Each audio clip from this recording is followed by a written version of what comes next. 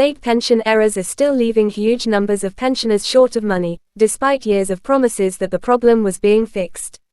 Official figures showed that around £450 million was underpaid in the 2024-25 financial year alone, and the rate of underpaid claims actually moved in the wrong direction, rising to 6 in every 100 claims.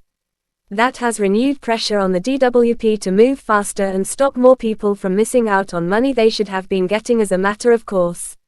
A big part of the problem is linked to mistakes in national insurance records, especially around home responsibilities protection, which was meant to protect the pension rights of people who spent years caring for children or relatives instead of working. Many of those affected are women, especially mothers who claimed child benefit before 2000 but did not have their national insurance number properly recorded. That meant years that should have helped build their state pension were either missing or not counted correctly. What makes this even more damaging is that the underpayments are not always small.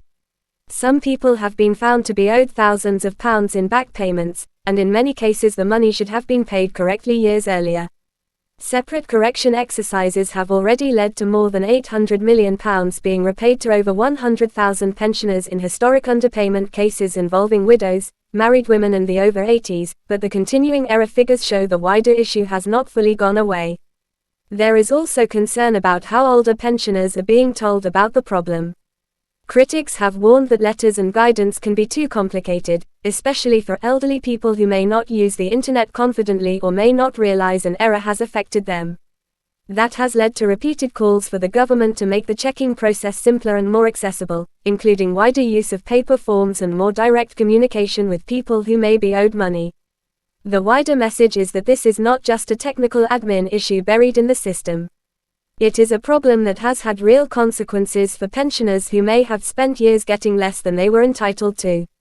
The fact that underpayments were still running at £450 million in a single year shows why pressure remains on the DWP to identify the remaining cases and fix them properly, rather than treating the scandal as something that belongs only to the past.